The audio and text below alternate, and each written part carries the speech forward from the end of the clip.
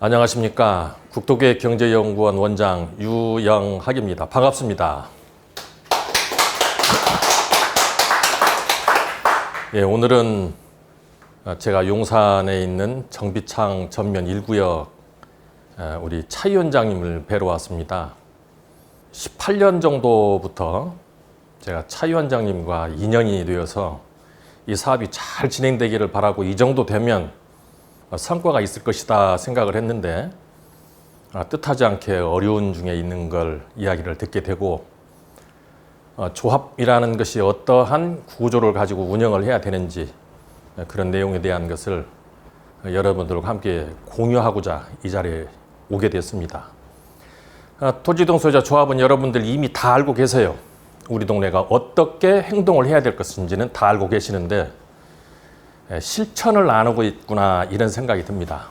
여러분들의 참여를 부탁을 드리고 도시미주환경정비법에서 정하고 있는 조합의 의미 그리고 어떻게 하는 것이 조합원들에게 재산 증식이 될 것인가에 대한 이야기를 오늘 나눠보도록 하죠. 먼저 순서는 우리는 현재 조합에서 일을 하고 있기 때문에 조합의 구조가 도시미주환경정비법에서 어떻게 구조가 되어 있는지 어떻게 경영을 하는 것이 좋을지 현재 조합원 여러분들은 어떤 선택을 하는 것이 여러분들에게 재산적 큰 이득이 될 것인지에 대한 그런 이야기를 나눠보고자 합니다. 먼저 조합의 구조입니다.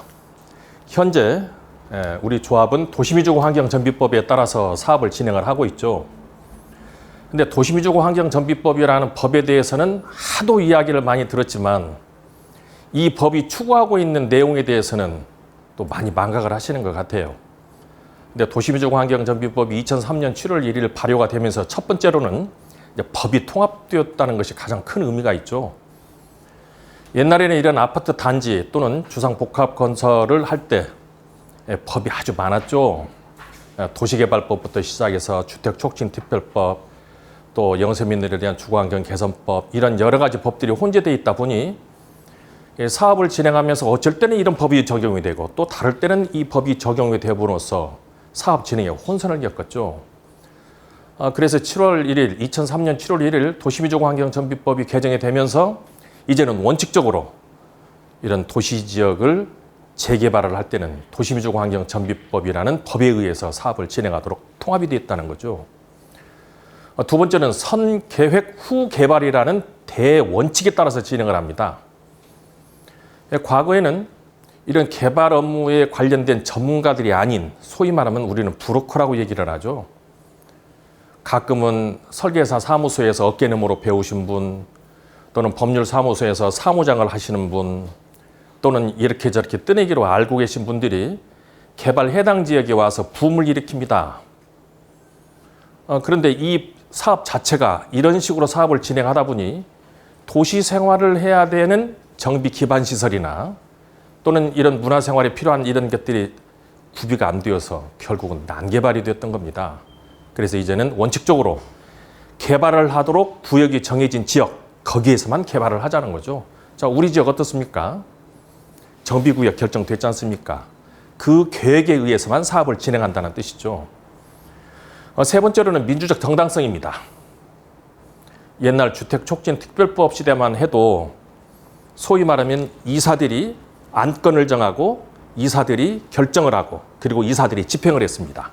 깜깜이 개발 사업이 진행이 되었던 것이죠. 자, 이러다 보니 사업 진행 고비마다 소송이 발생이 되고 민원이 발생이 됐습니다. 그래서 이제는 모든 것을 공개하고 공유하라는 것이죠. 그래서 오늘 같은 설명회도 그런 일환이고 소식도 보내드려야 되고 설명회도 해야 되고 총회도 시기에 맞춰서 해야만 합니다. 그래서 조합원 여러분들은 정당성을 확보해서 사업을 진행하라는 것이 도시미주환경정비법이 또 크게 가지고 있는 한 꼭지죠. 세 번째로는 경영의 투명성입니다. 지금도 가끔 다른 조합들에서 이런 뇌물 등 이런 걸로 해서 아주 시끄럽죠. 그래서 법에서는 더 훨씬 강한 꽉 막혀져 있는 것처럼 보이는 제도적 장치를 준비를 해서 업체 선정을 할 때는 정비업무 계약 처리 기준에 따라서 절차에 따라서 선정하도록 하고 있고 계약서는 공개해야 되죠. 또 예산의 경우에도 매년도 편성을 해서 집행을 한 후 결산 보고를 하고 감사를 받습니다. 그것만으로 만족되는 건 아니죠. 세 차례에 걸쳐서 주식회사 등 외부인의 감사인의 법률 규정에 따라 또 감사를 받도록 함으로써 단돈 10원도 사업 목적 외에 사용하지 못하도록 국가에서는 강한 규제를 하고 있고 감독을 하고 있습니다. 끝으로 다섯 번째로는 분배의 적정성입니다. 과거에 이 사업을 진행했을 때는 사실 이 분배가 왜곡이 되어서 사실상 여기에 살고 있는 사람들이 혜택을 보아야 함에도 불구하고 엉뚱한 결론이 많이 났었죠. 도시민주공 환경전비법에서 가장 잘된 부분이 있다면 분배의 적정성입니다. 한마디로 얘기하면 여기에서 사업을 진행하고 남은 이득금, 이것은 모두 조합원에게 돌려드리라는 겁니다. 자, 그 내용은 다음 페이지에서 한번 더 보죠. 보시면 과거에는 이렇게 분양에 대한 것을 임의처분하다 보니 분배가 왜곡이 되고 그곳에 살고 있었던 토지 등 소유자 조합원들이 불과 20%밖에 재입주가 안 되는 법의 목적과는 전혀 배반된 결과가 있었습니다. 그래서 도시민주공 환경전비법에서는 권리를 가진 자에게 다시 입주를 할 수 있도록 하는 분배의 적정성, 이것을 도시민주공 환경전비법의 큰 꼭지로 가지고 있고, 지금 현재 도시민주공 환경전비법은 지분 나누기 금지법입니다. 그래서 이 지분 나누기라는 것은 여러분 다 아시죠? 제가 지금 우리 동네에 대해서 좀 부끄러운 얘기입니다만 지분 나누기가 너무 많이 됐어요. 자, 지분 나누기가 많이 되면 어떤 효과가 있을까요? 일반 분양을 해서 조합의 소득으로 발생이 되고 그것을 여러분에게 돌려드려야 되는데 분양 자격 없는 자가 조합원을 사칭하여 분양권을 받아감으로써 이득이 줄어드는 거예요. 여기에 동참하는 사람들. 법에서 정한 벌 받아야 돼요. 이렇게 도시민주공 환경전비법이 특정인을 위해서 법이 만들어진 것은 아닙니다. 그래서 우리는 지금 분배의 적정성을 위해서 특히 우리 구역 같은 경우에는 상가 건물에 대해서 또 무허가 건물에 대해서 지분 나누기를 하고 있는데 이에 대해서는 법으로 엄한 규제가 필요하고 해야 됩니다. 그러면 우리 조합이 어떠한 구조를 가지고 있는지 볼까요? 우리는 말로 조합이다고 얘기를 하고 있는데 이 조합은 사실상 여러분들이 계약을 통해서 조합을 만든 거예요. 그러면 이게 무슨 얘기인가? 무슨 계약이라고 하는가 생각하실 텐데 여러분들 계약하신 거예요. 민법에는 16개의 전형 계약이 있는데 증여, 매매, 소비대차, 임대차 이런 여러 가지 계약 중에서 조합 계약이라는 게 있습니다. 그래서 여러분들은 그 계약에 의해서 조합이 만들어졌어요. 근데 보통 계약은 청약과 승낙에 의해서 이루어지는데 이 조합을 구성하는 계약은 공통의 목표를 위해서 협동하여야 할 의무가 있는 이런 계약을 체결한 겁니다. 그래서 우리 조합은 여러분들께서 합동행위로서 계약이 체결이 되고 공통의 목표를 위해서 지금 조합이 구성이 된 거예요. 자, 그러면 조합의 내부를 한번 살펴볼까요? 지금 여러분들은 조합의 모양이 어떻다고 생각하세요? 어떤 분은 동그랗다고 얘기하고 어떤 사람은 세모졌다고 얘기합니다. 근데 조합은 제 판단으로는 세모진 것이 아니고 동그라미예요. 그러면 맨 가에는 조합은 여러분들로 구성되어 있는 총회가 있고 그리고 그 안에는 대의원회가 구성이 되어 있어서 총회를 대신하는 것이고 그 안쪽으로는 경영인으로서 이사회가 구성이 되어 있죠. 그리고 그 가장 중심에 조합장이 있습니다. 그런데 이 조합장이 할 수 있는 것은 총회에서 결의되고 대의원에서 결의된 것을 집행하는 권한이 있는 것이지 조합장이 자기 마음대로 일을 하는 것은 아니에요. 그런데 지금 우리 조합은 어떻습니까? 이러한 법의 규제가 있고 조직에 대한 원칙이 지켜져야 함에도 불구하고 불통이고 그리고 조합원들한테 알려지지 않고 행위가 진행되고 있고 이것은 바뀌어야 될 내용으로 판단이 됩니다. 자, 그러면 우리 조합의 의미에 대해서 한번 살펴보죠. 우리는 보통 이렇게 조합이 구성이 되고 나면 그 사람들의 모임이라고만 생각을 하죠. 그런데 그것보다 훨씬 큰 권한이 있습니다. 민법의 규정에 따라서 여러분들의 조합은 법인이 되어 있고 또 법이 설립이 인가가 되었다는 것, 다시 말해서 조합 설립 인가가 되었다는 것은 특허에 해당이 되죠. 그래서 특허란 조합이 건설 사업자로 의제 등록이 되어 있습니다. 따라서 우리가 건설 회사예요. 뒤에서 건설 사업과 비교를 해보겠지만 여러분들이 건축주로서 눈을 크게 뜨고 이 사업을 지켜봐야 돼요.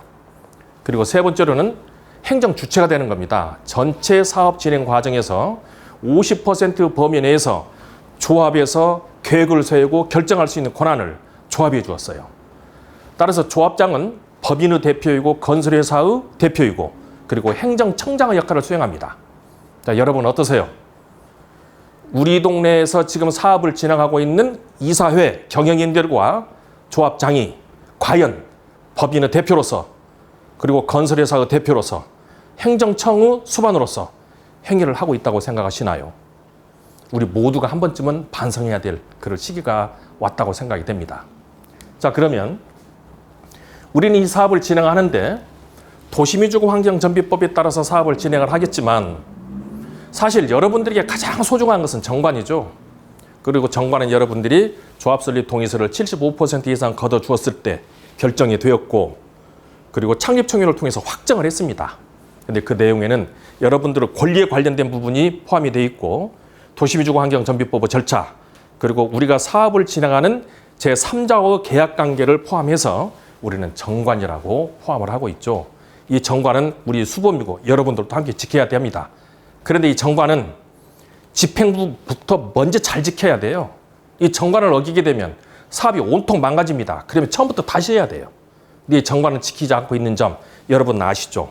그러면 여러분들이 움직일 때가 된 겁니다. 그러면 조합의 사업 진행 방식을 볼까요? 우리는 독립 시행 방식으로 진행을 합니다. 자, 여기에서 우리 조합이 시행사예요. 그리고 조합이 구성이 되고 나면 주변에 정비사업 전문관리업자, 설계자, 시공자들이 선정을 하게 되는데 이 사람들은 우리 조합의 협력업체일 뿐입니다.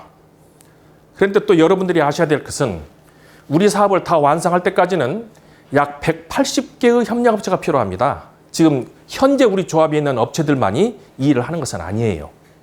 그래서 앞으로도 많은 업체들을 선정을 해서 사업을 진행을 해야 되죠. 이런 얘기를 했더니 어느 조합에서 박수를 칩니다. 그래서 왜 그러세요? 한번 여쭤봤어요. 그랬더니 180개나 업체를 선정하면 먹거리도 많겠네. 자, 이 생각을 하고 있는 사람들이 우리 조합이 집행부라면 여러분은 어떻게 생각하세요? 이건 큰일이겠죠. 그런데 우리가 또 사업 진행 관련해서 우리는 법에 따라서 사업을 진행을 하는데 현재 도시민주구 환경정비법은 공법 체계로서 대한민국에 있던 2,800개나 되는 조합이 모두 지켜야 할 규범이라면 이후 시공사를 선정하고 사업 진행에 관련된 업체들을 선정하고 이런 것들은 사법적 권리관계예요. 그럼 이 계약 체결을 할 때는 조합원에게 이득이 될 수 있는 좋은 계약 체결을 해야 됩니다. 근데 지금 현재 우리 조합에서 이런 좋은 계약을 체결을 할 수 있는 능력이 있다고 생각하십니까? 그러면 여러분들이 이제 행동할 때가 된 거예요. 이 사업은 지금 현재 위원장 혼자 하는 것이 아니고 권익위원회에서만 하는 것은 아니죠. 여러분들이 함께 해야 될 사업입니다.